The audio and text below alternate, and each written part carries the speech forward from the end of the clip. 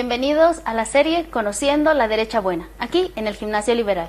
¿Cómo ha estado, profe? Bienvenido a esta sesión. Gracias, igualmente, Angie, ¿cómo estás? Bueno, el día de hoy, en esta sesión específica, vamos a hablar de lo que quizás hemos estado escuchando, la nueva izquierda y el socialismo del siglo XXI.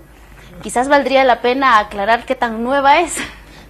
Desde los años 70 yo vengo escuchando la nueva izquierda, otra izquierda es posible y demás, y es la izquierda siempre la misma porquería.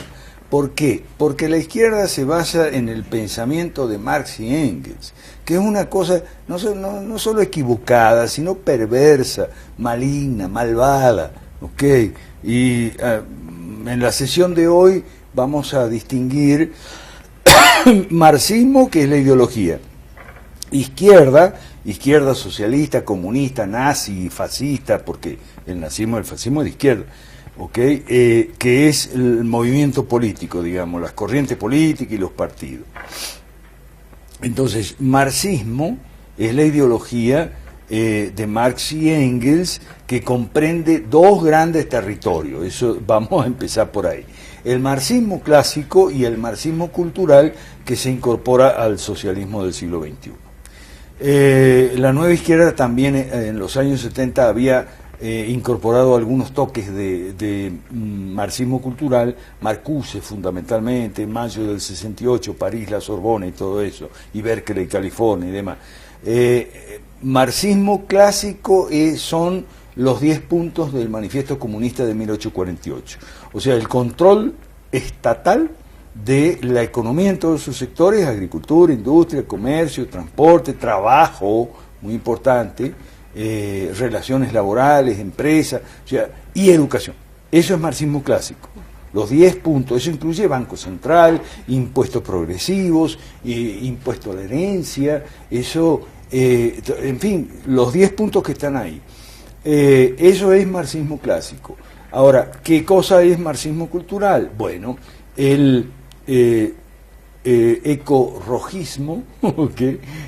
El ecorojismo, el indigenismo, o sea, movimientos racistas antiblanco y anticultura occidental, también el posmodernismo, ¿okay? Y lo principal, la agenda de la ideología de género. Eso es marxismo cultural.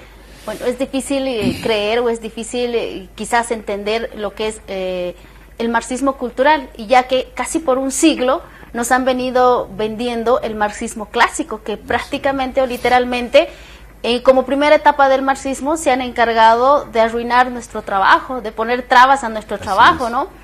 Y muchos dicen, me voy a otro país, porque en otro país trabajo exactamente lo mismo, me saco la mugre trabajando 8 horas todo el día, pero logro tener mi casa, mi auto, pero si me quedo en mi país de origen, especialmente si soy latino, pues no logro tener ni casa ni auto, ¿no? Es como quien dice, por el trabajo nos agarraron y ahora nos están metiendo por la parte de valores, que sería prácticamente la ideología de género. Bueno, que hoy a rajatabla los de izquierda dicen, tal ideología no existe. Por favor. Y todo el tiempo pues nos están diciendo, no existe, solo son homófobos, o solo están en contra, o eres un fascista. Machista. También. ¿No? Entonces, gracias por aclarar que también el nazismo y el fascismo son de izquierda, por ¿no? Supuesto. El nazismo y el fascismo, y también el stalinismo, o sea, el modelo soviético, es el comunismo, la forma más autoritaria, más totalitaria y más cruel, el socialismo extremo. Y se puede describir de la siguiente manera: los 10 puntos del manifiesto comunista se le agregan otros 4, y esos 4 son partido único, Estado policial, censura de prensa y persecución religiosa. Entonces serían 14 puntos, los 10 del manifiesto comunista y los otros 4. Eso es el comunismo, el Estado absoluto de Stalin, Hitler, Mussolini, Mao Zedong, Pol Pot. Eso es. Ahora, Sin esos 4 puntos tenemos el socialismo nada más, que son los 10 del manifiesto comunista, que eso es lo que tenemos en América Latina. Ahora, lo que es importante es porque la gente dice, bueno, pero el modelo soviético ya no existe más. Bueno, más o menos. Ahora, es importante que en América Latina no tuvimos ese modelo soviético, salvo Cuba y ahora próximamente Venezuela. ¿Okay? No tuvimos ese modelo soviético porque todo el mundo es socialista. Entonces, si todo el mundo es socialista, todos los partidos son socialistas. No hace falta un partido único y prohibir los demás. Si todo el mundo es socialista, no se necesita un Estado policial para vigilar a la gente uno por uno y a la familia, como aparece en la película excelente La vida de los otros sobre Alemania Oriental, ¿no? Y si la censura de prensa, no, ¿por qué? Si todos los periodistas, los directores de los medios, los comentaristas y articulistas de la prensa son todos de izquierda, no hace falta censura de prensa. Y lo mismo pasa con la persecución religiosa. No hay, o no ha habido hasta ahora, persecución religiosa porque la mayoría de los sacerdotes y pastores y líderes religiosos son de izquierda, son socialistas. Entonces, aquí en América Latina entró fácil el socialismo, los 10 puntos del manifiesto comunista. No hizo falta los 4 adicionales de lo que llamamos modelo soviético. Que realmente esos modelos serían prácticamente 4 puntos represivos, ¿no? Así es, esa es la palabra. O sea, partido único con prohibición de los demás, Estado policial con vigilancia cercana, censura de prensa y... O sea, que lo que se va a publicar el día antes lo revisa la policía y lo aprueba o no lo aprueba, incluso con tachaduras, y la persecución religiosa, lo cual en la Unión Soviética, en Alemania nazi, en esos países, en la China de Mao y demás, esto es importante porque la gente le dice, no, pero es que Hitler era de ultraderecha y Mussolini, no, señores.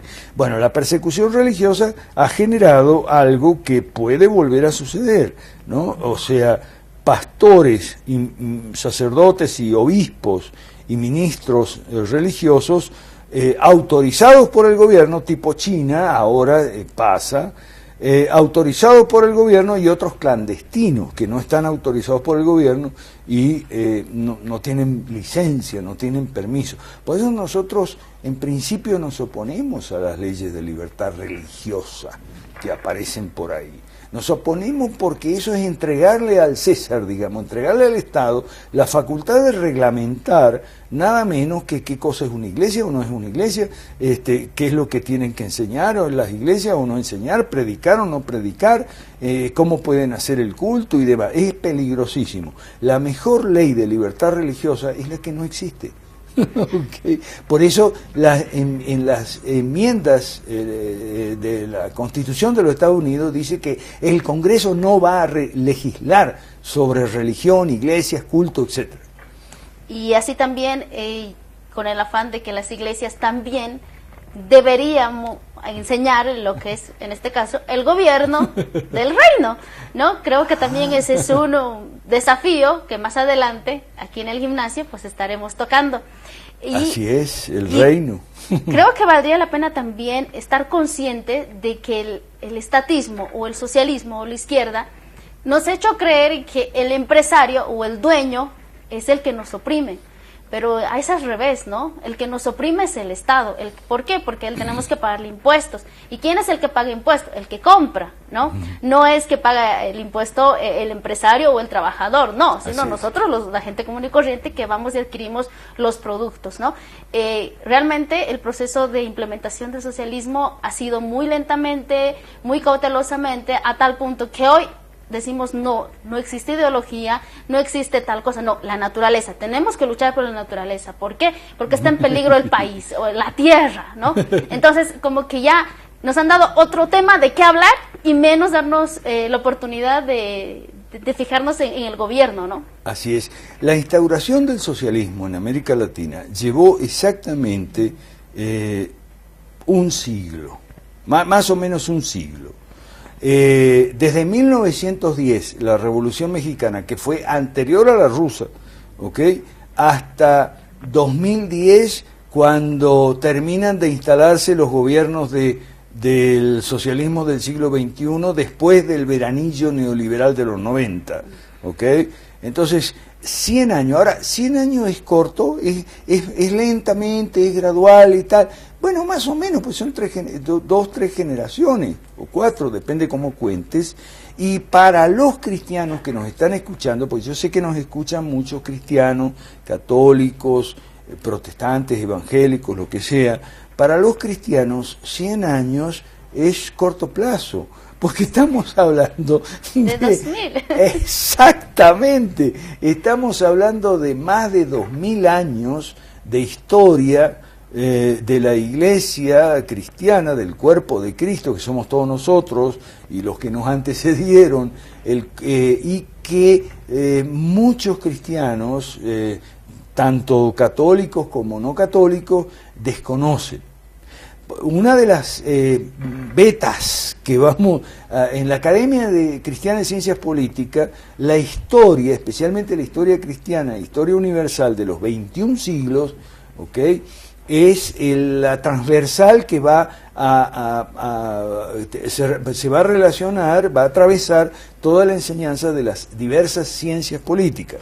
Son el derecho, la ciencia política como tal, la politología, derecho político, filosofía política, teología política, historia política, psicología y sociología política, o sea, todo eso vamos a enseñar, y la transversal es historia política.